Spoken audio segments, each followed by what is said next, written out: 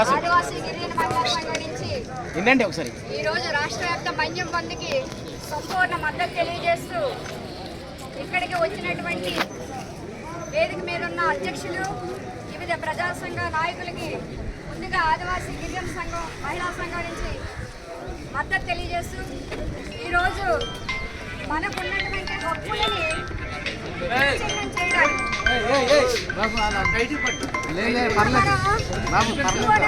ప్రణోత్తం చేయాలి. 170ని కాలయాపన చేస్తే కుదరదని చెప్పేసి పోరాటం చేస్తున్నాం. అసలు ఉన్న జీవో నెంబర్ 3ని ఎవరు చట్టబద్ధత లేకుండా చేసింది ఎవరు మనం ఆలోచించాల్సిన విషయం.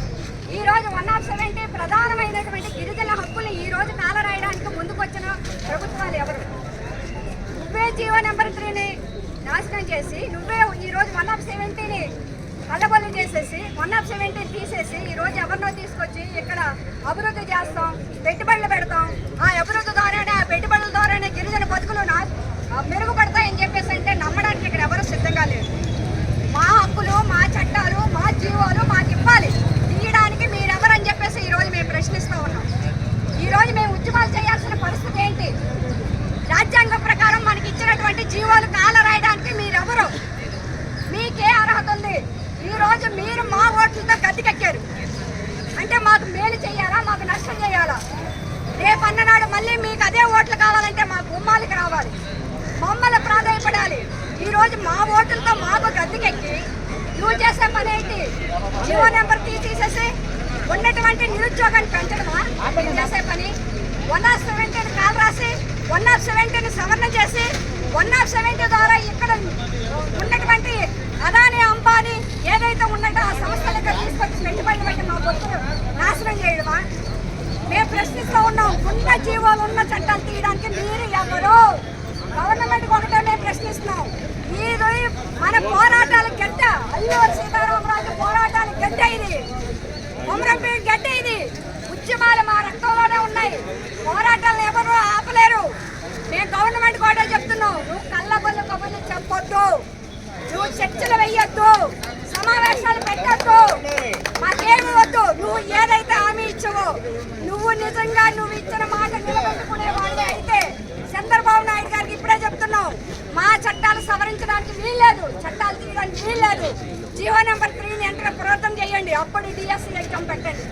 ఇప్పటికే మన వాళ్ళందరూ ఉద్యోగాలు లేక గాలికి తిరిగి పాడైపోతుంటే ఆ పిల్లలకు ఉపాధి కల్పించండి. ఉన్న ఉద్యోగాలు, చట్టాలు తీసేసి మీరేంటి మాకు బాగు చేసేది? రేపు రండి, మనందరం కూడా గిరిజన బిడ్డలం. మనకున్న హక్కులు, చట్టాలు, జీవాలు కాపాడాలంటే మనం రాజకీయాలకు అతీతంగా కదలాలి, రాజకీయ పార్టీలకు అధికంగా ముందుకు రావాలి. ఏ పార్టీ కాదు, ఏ ప్రజా సంఘం కాదు, గిరిజనుగా నీకు హక్కులు కావాలి, నీ చట్టం కావాలి, నీ భూమి మీద నువ్వు ఉండాలి. వేరే వాడు వచ్చి ఇక్కడ ఉండకూడదంటే నువ్వు కదలాలి.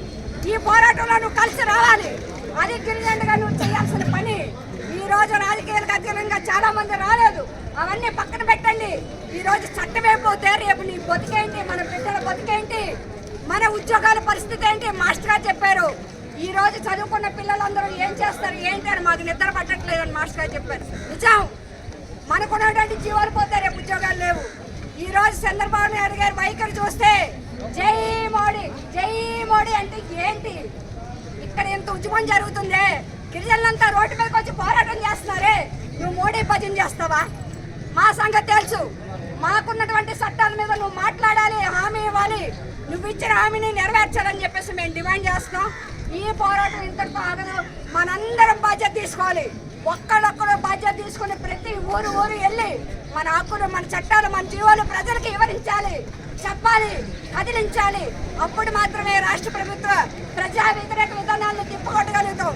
కాబట్టి అందరూ కూడా ఐక్యంగా పోరాటానికి రావాలి. ఈ ఉద్యమం ఇక్కడితో ఆగదు. ఎప్పుడు ఏ ఉద్యమం గవర్నమెంట్ మన అనుకూలమైనటువంటి హామీలు కానీ నిర్ణయం చేసే వరకు మనం అందరం కదలాలి.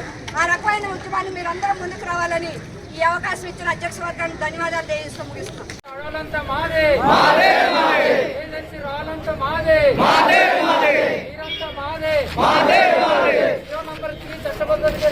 వెంటనే చర్యలు తీసుకోవాలి. చట్టం మీద వెంటనే సుప్రీంకోర్టులో కౌంటర్ అఫిడవిట్ వేయాలి. ఆదివాసుల ఐక్యత, ఆదివాసుల ఐక్యత. సంతోషం. ఈరోజు రాష్ట్రీయంగా మన్యం బంద్ జరుగుతుంది. అంటే అక్కడ మన సీతంపేట ఇటు చిత్తూరు దాకా మొత్తం కూడా బ్రహ్మాండంగా జరిగింది. ఒకవైపు రాష్ట్ర ప్రభుత్వం ప్రత్యేకంగా పోలీసుల ద్వారా ఈ బంద్ విఫలం చేయాలని చెప్పి వాళ్ళంతా ప్రయత్నం చేసినా వాళ్ళందరికీ ఇక్కడున్న ఆటో వాళ్ళు కానీ హోటల్స్ వాళ్ళని అందరు పిలిపించి భయపెట్టిన మన ఆదివాసులకి నమ్మి మేము ఇక్కడ జీవిస్తున్నాం మీతోనే ఉంటామని చెప్పి వాళ్ళందరూ కూడా ఈ అన్ని వర్గాల వాళ్ళు కూడా మాకు ఈ బంద్కి మద్దతు ఇచ్చినందుకు వాళ్ళందరికీ పేరు పేరున ధన్యవాదాలు. బంద్ చూసైనా సరే రాష్ట్ర ప్రభుత్వం రాబోయే అసెంబ్లీలో వెంటనే చట్టబద్ధత చేసి జియో నంబర్ 3కి ప్రత్యామ్నాయ చట్టం తీసుకురావాలి.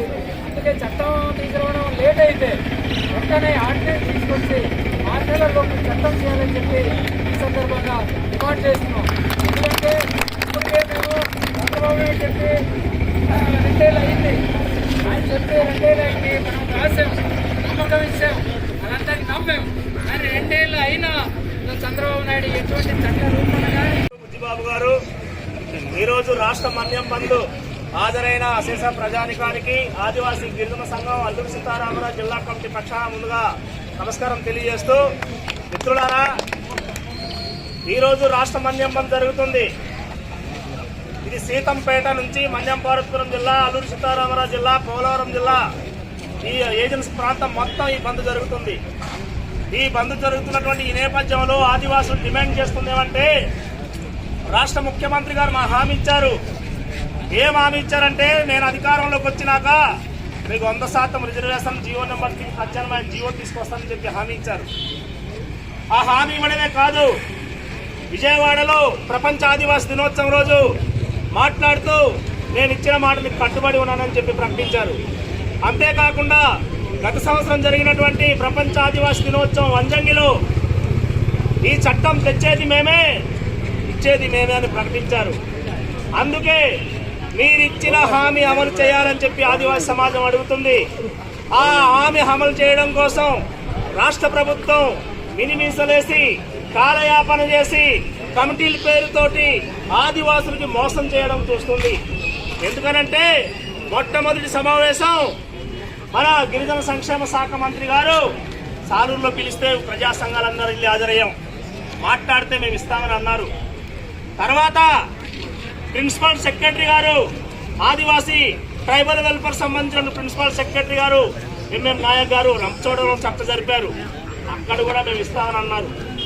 అంతేకాకుండా ఐటీడీఏలో పాడేరు ఐటీడీఏలో ట్రైబల్ వెల్ఫేర్ డైరెక్టరేట్ నుంచి సదాభార్గవి ఐఏఎస్ గారు వచ్చారు. అక్కడ చర్చలు జరిగినాయి. ఇన్ని చర్చలు జరిగినా కాలయాపన చేసి ఈ జీవో ఇవ్వకుండా తాత్సారం చేస్తున్నటువంటి ఈ నేపథ్యంలో మొత్తం ఆదివాసీ అల్లూరి సీతారామరాజు జిల్లాలో ఆదివాసీ సమాజం, కంటెంట్ క్రియేటర్స్, ఆదివాసీ ప్రజా సంఘం ఆధ్వర్యంలో 17 తారీఖున మహాపోరాటం జరిగింది.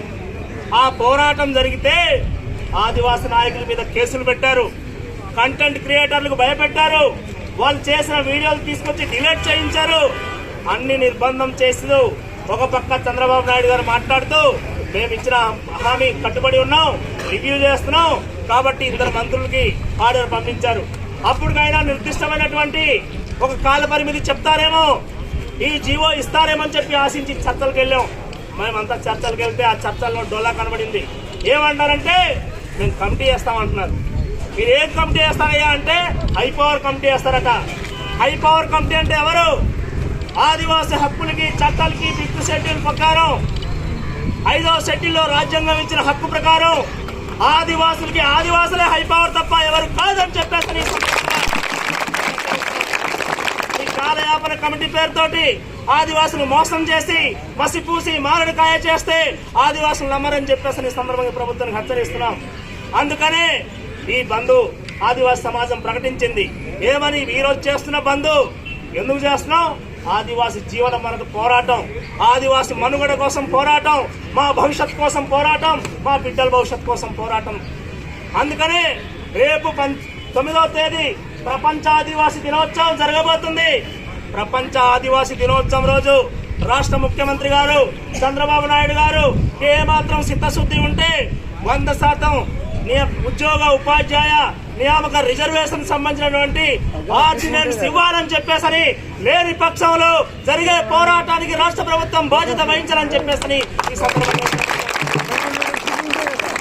మరో పక్క చెప్తున్నారు. మేము ఇస్తామన్నాం కదా, ఎందుకు కాలేపన, ఎందుకు మీరు అంతా ఆవేశపడిపోతున్నారు? గుమ్మడి సంజయ్ రాయుడు గారు ప్రకటిస్తున్నారు, టీవీలో మాట్లాడుతున్నారు. మీరే ఇవ్వాలని మేము కూడా అడుగుతున్నాం. మేము ఎవరో వేరే వాళ్ళు ఇమ్మని చెప్పి అడగడం లేదు, మీరు ఇవ్వాల్సిందే. ఇది ఇవ్వకుండా కాలయాపన చేయొద్దు. మరో పక్క మన విద్యాశాఖ మంత్రి లోకేష్ గారు మాట్లాడుతూ చెప్తారు, ఏమంటారంటే షెడ్యూల్ ప్రకారమే డిఎస్సి అంటారు. గత మెగా డిఎస్సిలో ఆదివాసులు మొత్తం ఉద్యోగాలు కోల్పోయారు. 5,000 ఉపాధ్యాయ పోస్టులు నాన్ ట్రైబల్ వచ్చారు.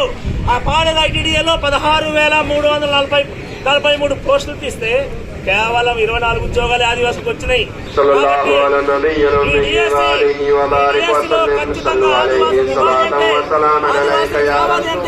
మనం మీరంతా 100% చేయాలని చెప్పేసి ఈ సందర్భంగా డిమాండ్ చేయడం జరుగుతుంది. అంతేకాదు మిత్రులారా, మేము ఇంకో విజ్ఞప్తి చేస్తాం ఈ ప్రభుత్వానికి. ఆదివాసీ హక్కుల చట్టాలు చేస్తామని ఆ చట్టం అమలు కోసం రాష్ట్ర ప్రభుత్వం ఏమాత్రం పూనుకోవడం లేదు. 170 చట్టం, ఆ చట్టాన్ని అమలు చేయకుండా ఆ చట్టాన్ని నిర్వీర్యం చేస్తూ ఆ చట్టాన్ని తీసేయడం కోసం రాష్ట్ర ప్రభుత్వం ప్రయత్నం చేస్తుంది. ఇప్పటికే 2023లో